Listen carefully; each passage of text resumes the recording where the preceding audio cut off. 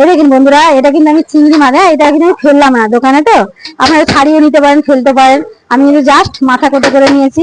ওনারা বললো কচি কচি চিংড়ি, অসুবিধা নেই, আর করে দাও।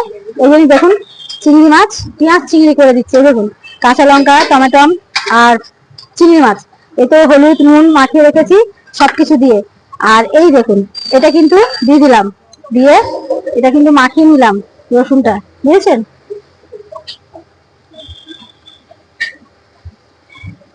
এবার টমেটো, পেঁয়াজ, আপনাদের অনেক বাড়িতে টাইম থাকে, এবার এটা মাখিয়ে 5-7 মিনিট 10 মিনিট রাখলেই হয়, না রাখলেও হয়। এটাকে মাখিয়ে নিলাম। আচ্ছা, এর মধ্যে এবার আমি কি দেবো জানেন? একটু লঙ্কা গুঁড়ি, আপনারা কাঁচা লঙ্কা দিয়েও খেতে পারেন, আর হলুদ গুঁড়ি, এটা আর কিছু দেবো না। আর এটা একটুখানি ধনে গুঁড়ো দেবো, বুঝেছেন? এটা জিরে গুঁড়ো দেবো না, ধনে গুঁড়ো দিলাম, দিয়ে এটা মাখিয়ে নিলাম, বুঝেছেন? এই দেখেন মাখিয়ে নিলাম। এবার তেল বসেছি, তেলের মধ্যে বন্ধুরা আমি কিন্তু কিছু দিলাম না, বুঝেছেন? এখানে পেঁয়াজটা মাখানো যায়নি বলে আমি অল্প রেখেছিলাম, এর দিয়ে দিলাম। এবার এই দেখুন এটা যে মাখিয়ে রেখেছি 10 মিনিট, এটা আমি দিয়ে দিলাম।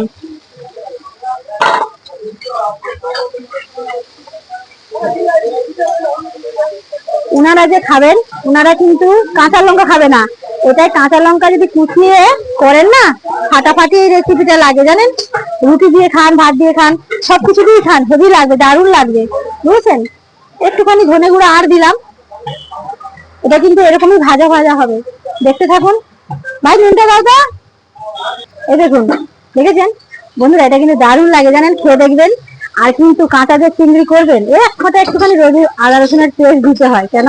চিংড়ি মাছটা এমনি জানেন টাটকা আমাদের শহরের মধ্যে পাওয়া যায় না, ওটা বরফ দেওয়াই মাছ থাকে।